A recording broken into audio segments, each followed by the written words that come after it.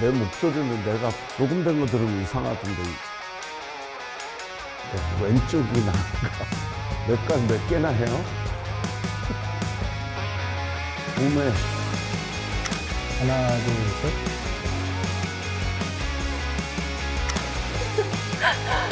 강아지 밥은 주고 왔나? 예, 안녕하십니까. 저는 국내 유일의 화물항공사인 에어인천에서 비행을 하는 기장이면서 안전보안실장을 맡아 근무하고 있는 유순식입니다. 기장 이민우입니다. 부기장 윤서희입니다.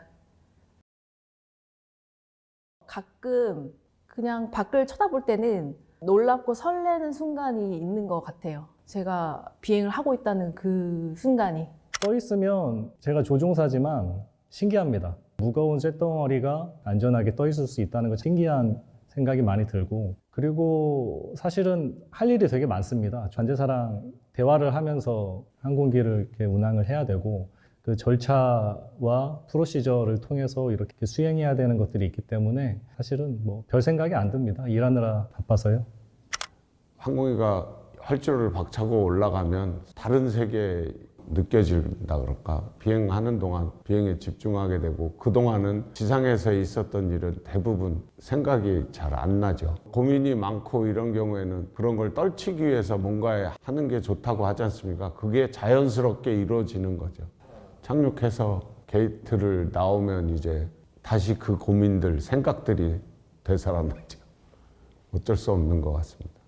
지상에서는 항상 눈으로 보면 커 보이고 이런 것들이 하늘로 올라가면 레고 블럭보다 더 작아 보이고 정말 사소하게 보이거든요. 이렇게 생각을 해보면 우리가 살면서 느끼는 그런 고민과 걱정거리들이 별거 아닐 수도 있겠구나, 뭐 그런 생각도 들고 하는데, 사실은 뭐 고민거리가 뭐 해소된다거나 그렇진 않잖아요. 예. 심심할 수가 없어요. 비행기는 심심할 여유는 사실은 없거든요. 자동 비행 장치를 걸어놔도 부기장은 관제기구와 짧으면 2, 3분, 길면 10분 간격으로 계속 통신을 해야 되고, 기장은 그 통신 내용을 같이 들으면서 틀리거나 그 관제기구에서 지시하는 대로 저 비행기를 오토파일럿으로 고쳐줘야 됩니다. 지루한 시간은 없습니다. 비행 경력이 많지 않아서 그런 여유를 못 느낄 수도 있는데, 개인적으로는 이렇게 막 심심하거나 그런 상황은 별로 없는 것 같습니다. 안에서 은근 하는 게 많아요. 비행도 해야 되고, 밥도 먹어야 되고, 간식도 먹어야 되고, 먹고 먹다 보면은 어느새 목적지에 도착하더라고요.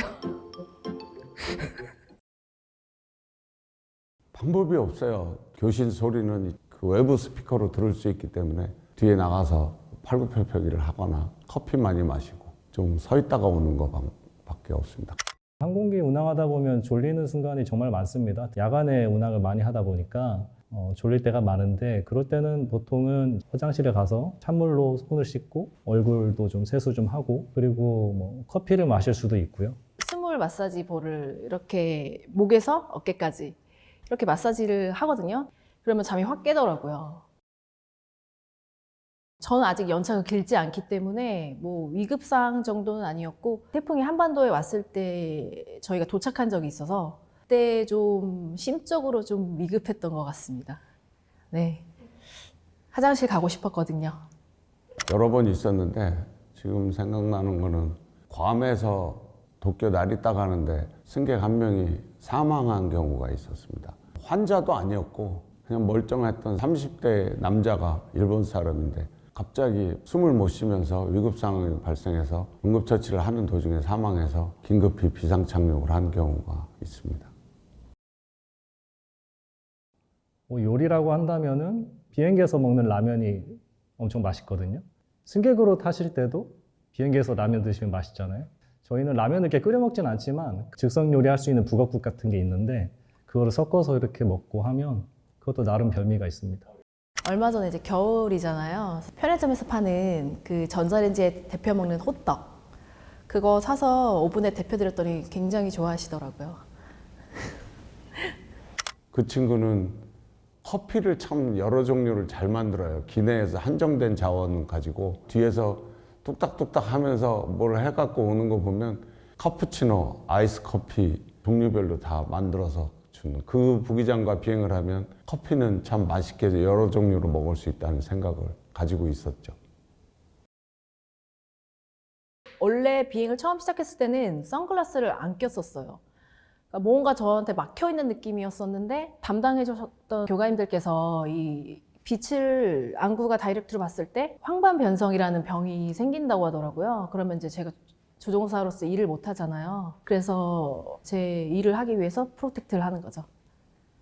선글라스는 저는 그 비행할 때뿐만 아니라 평소에도 많이 낍니다. 그 눈을 보호하는 차원에서 선글라스를 끼는 것이 좋기도 하고, 비행을 하다 보면 햇빛이 강하게 비칠 때는 눈이 부셔서 잘 안 보일 때도 많아요. 그래서 반드시 항공기에서는 선글라스를 껴야 되는 게 맞다고 그렇게 생각을 합니다.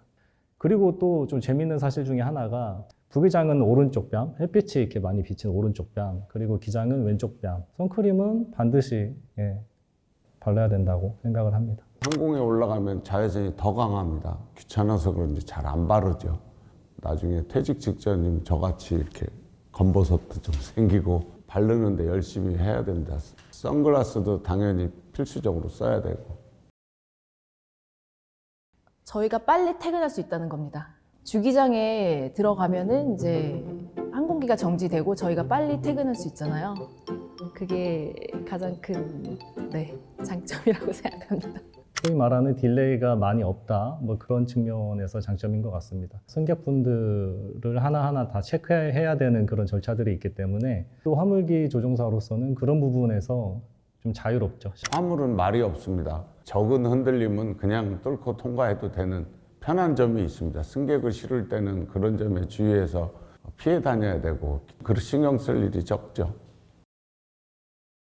화물기는 위험물을 적재하기 때문에 상황에 따라서 많이 위험할 때도 있습니다. 조종사들이 알아야 될 것도 많고 확인해야 될 것도 많고, 로드 마스터분들이 위험물을 적재해 주시면은 어디에 적재되어 있는지 이런 걸 하나하나 설명해 주시고, 또 기장님들께서 그걸 또 확인하셔야 돼요. 또 회사에서 정규적으로 저희 위험물 클래스가 열리고 있거든요. 그래서 따로 해야 한다는 점이 좀 단점이라면 단점이죠.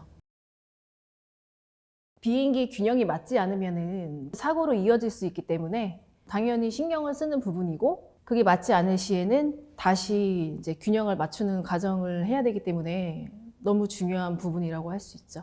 운송부서에서 화물 적재를 맨 앞서부터 비행기 끝까지 중량을 적절히 배분해가지고 탑재를 하는데, 그 탑재가 제대로 됐는지를 비행 출발 전에 기장이 확인하고 준비 서류에 사인을 함으로써 이제 출발이 되는데, 한국 역사상 한두 건의 그런 사례가 있던 걸로 압니다. 중량이 맞지 않아서 이륙이 안 된 경우, 또는 중량이 뒤쪽으로 넘어가 있고 이러면 비행기가 들려서 간다고 하는데, 그러면 드래그가 많아서 연료소모가 많고, 연료소모가 많음으로 해서 목적지까지 못 가고 중간에 내린 그런 사례도 있습니다.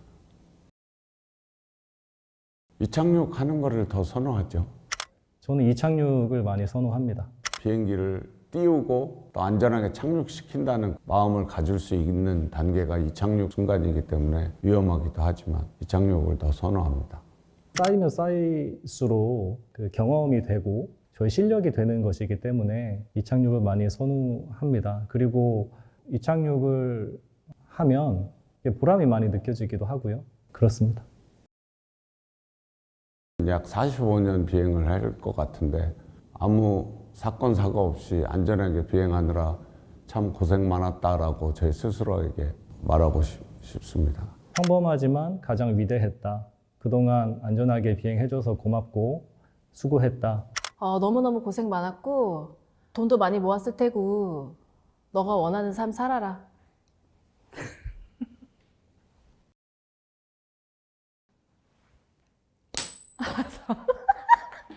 에어인차에 바라는 점은 제가 오래 있진 않았지만은 1년 동안에 굉장히 많은 변화가 있었다고 생각을 해요. 그리고 지금 2024년이 저는 에어인천에서 가장 중요한 가독이라고 또 생각을 해요. 그래서 더 힘을 합쳐서 안전 운항에도 다 같이 힘을 썼으면 좋겠다고 생각합니다. 우리 회사는 많이 발전을 하고 있는 그런 과정에 있습니다. 글로벌한 화물 항공사로 이렇게 유명해지는 회사가 되었으면 좋겠고, 저는 기장으로서 안전 비행을 하고 같은 바 임무를 성실히 수행을 하면서 그런 회사가 되지 않을까 이렇게 생각을 합니다. 제가 에어인천에 3년 전에 들어왔을 때는 비행기 한 대만 있을 때였습니다. 코로나로 인해서 화물이 물동량이 다 몰리는 바람에 적자였던 게 회복됐던, 이제는 비행기 대수가 4대가 되고, 올해 계획이지만 대형기를 들여올 계획을 하고 있습니다. 대형기가 순조롭게 들어오고 대양을 건너가는 국내 유일의 화물 전용 항공사로 성장해 나가기를 에어인천에 바라는 마음입니다.